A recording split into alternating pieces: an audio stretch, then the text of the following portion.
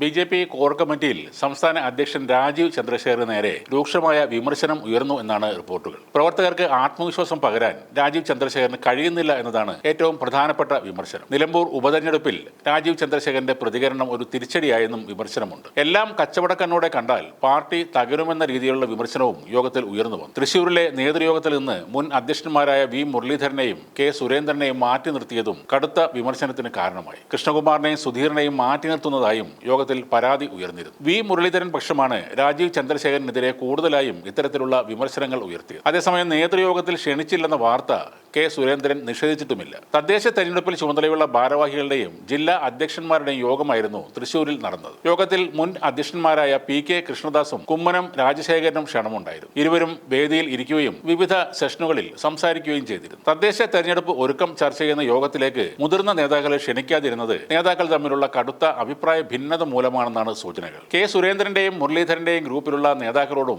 ഇതേ സമീപനമാണെന്നും പരാതിയുണ്ട്. മാത്രമല്ല, സംസ്ഥാന നേതൃയോഗത്തെ വെറും ഗ്രൂപ്പ് യോഗമാക്കിയെന്ന് മുരളീധരൻ വിഭാഗം ആരോപിക്കുന്നു. രാജീവ് ചന്ദ്രശേഖരൻ സംസ്ഥാന അധ്യക്ഷനായ ശേഷം പി.കെ. കൃഷ്ണദാസ് പക്ഷത്തിന് മുന്തിയ പരിഗണന നൽകുന്നു എന്നൊരു ആരോപണവും ഉണ്ട്. പറ്റിയ വീഴ്ചകൾ കോർ കമ്മിറ്റിയിൽ സമ്മതിച്ച രാജീവ് ചന്ദ്രശേഖർ ഇനി ഒരു യോഗത്തിലും ഇത്തരമൊരു പരാതിക്ക് ഇടവരുത്തില്ലെന്നും വ്യക്തമായി പറഞ്ഞിട്ടുണ്ട്. പുതിയ നേതൃത്വം രാഷ്ട്രീയം സംസാരിക്കുന്നില്ല, എല്ലാത്തിനെയും കച്ചവട കണ്ണുകൊണ്ട് കാണുന്നത് ഈ പാർട്ടിയെ തകർക്കും. ഹിന്ദുത്വയാണ് പാർട്ടിയുടെ അടിസ്ഥാന ആശയമെന്ന് മറക്കരുതെന്നും മുൻ അധ്യക്ഷൻ കെ സുരേന്ദ്രൻ കോർ കമ്മിറ്റിയിൽ പറഞ്ഞു. സംസ്ഥാന നേതൃയോഗത്തിൽ ചില മുൻ സംസ്ഥാന അധ്യക്ഷന്മാരെ മാത്രം വിളിക്കുന്നതിന്റെ മാനദണ്ഡം എന്താണെന്ന് സി കൃഷ്ണകുമാറും ചോദിച്ചു. മുൻ സംസ്ഥാന അധ്യക്ഷന്മാരെ വിളിക്കുന്നതാണ് പാർട്ടിയുടെ കീഴ്വഴക്കം. ചിലരെ മാത്രം ഒഴിവാക്കുന്നത് പാർട്ടി പ്രവർത്തകർക്ക് ഒരു തെറ്റായ സന്ദേശമാണ് നൽകുന്നത്. ഇപ്പോൾ നടക്കുന്നത് പാർട്ടിയുടെ സിസ്റ്റത്തിനെതിരെയുള്ള കാര്യങ്ങളാണെന്നും ഇപ്പോൾ പല യോഗങ്ങളും അറിയുന്നത് മാധ്യമങ്ങളിലൂടെയാണെന്നും നേതാക്കൾ പറഞ്ഞു. പ്രസിഡന്റിനേക്കാൾ വലിയ സൂപ്പർ പ്രസിഡന്റായി എം.ടി. രമേശ് മാറുന്നുവെന്ന് പി. സുധീർ ആരോപിച്ചു. അമിത്ഷാ തിരുവനന്തപുരത്ത് വരുന്ന കാര്യം എം.ടി. രമേശ് നേതൃയോഗത്തിൽ പ്രസംഗിക്കുമ്പോൾ മാത്രമാണ് അറിഞ്ഞതെന്ന് സുധീർ പറയുന്നു. ഗ്രൂപ്പില്ലെന്ന് പറഞ്ഞ രാജീവ് ചന്ദ്രശേഖർ പി.കെ. കൃഷ്ണദാസ് വിഭാഗത്തിന്റെ നേതാവായി മാറി. പാർട്ടി കിച്ചൺ ക്യാബിനറ്റായി മാറി. ജില്ലാ പ്രസിഡന്റുമാരെ സംസ്ഥാന പ്രസിഡന്റ് പരിഗണിക്കുന്നില്ലെന്നും ആരോപണമുണ്ടായി. 14 ജില്ലാ ഇൻചാർജുമാരിൽ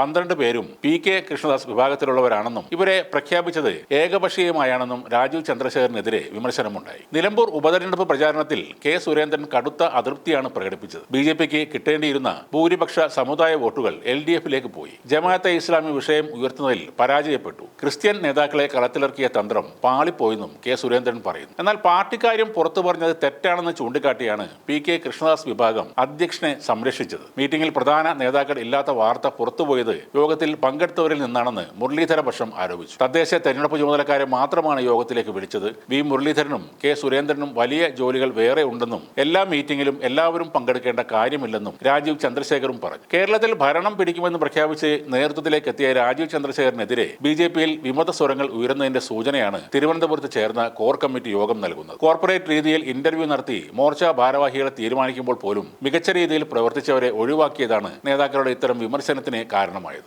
ബി.ജെ.പിയിൽ തർക്കങ്ങൾ ഇല്ല എന്നൊക്കെയാണ് ഒരിക്കൽ പറഞ്ഞു കേട്ടിരുന്നത്. യഥാർത്ഥത്തിൽ ഒരു രാഷ്ട്രീയ പാർട്ടിയിൽ തർക്കങ്ങൾ ഉണ്ടാകുന്നത് അധികാരം കിട്ടുമ്പോഴാണ്. കേരളത്തിൽ ഇപ്പോൾ ഇലക്ഷനിൽ ജയിച്ച് ഒരു MP ഉണ്ട്. ഇനി വരുന്ന നിയമസഭാ തെരഞ്ഞെടുപ്പിലും ബി.ജെ.പി അക്കൗണ്ട് തുറക്കും എന്നത് ഉറപ്പിച്ചിട്ടുണ്ട്. അതോടെ ഗ്രൂപ്പിസവും തർക്കവുമെല്ലാം മറകൾ നീക്കി പുറത്തു വരും. ഇന്നേ വരെയുള്ള വിവിധ രാഷ്ട്രീയ പാർട്ടികളുടെ ചരിത്രം നോക്കിയാൽ എളുപ്പത്തിൽ മനസ്സിലാകുന്നതാണ് ഈ കാര്യം.